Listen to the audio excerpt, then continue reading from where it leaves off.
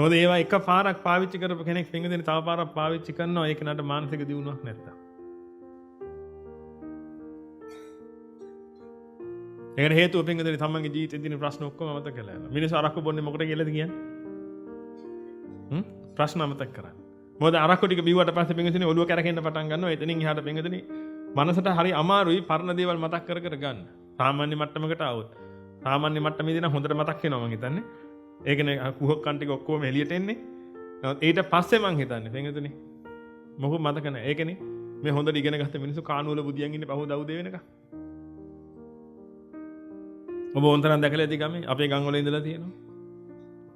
මේ හොඳ උගත් මිනිස්සු.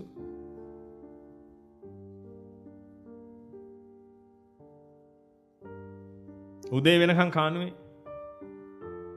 සමහරට කඩි කනව වට කරගෙන පින්විතනේ ඒකට හැරෙන්නේ. ඒ තරම් මත් වෙලා ඉන්නේ. මිනිසුන්ට ප්‍රශ්න මතක් කරන්න හොඳයි කියලා හිතාගෙන ඉන්න නිසා පින්විතනේ මිනිස්සු ඔය දේවල් පාවිච්චි කරන්න වෙන්න පුළුවන්. ඊට වඩා බොහෝම ප්‍රබල එකක් තමයි පින්විතනේ දැන් ඇවිල්ලා තියෙන්නේ.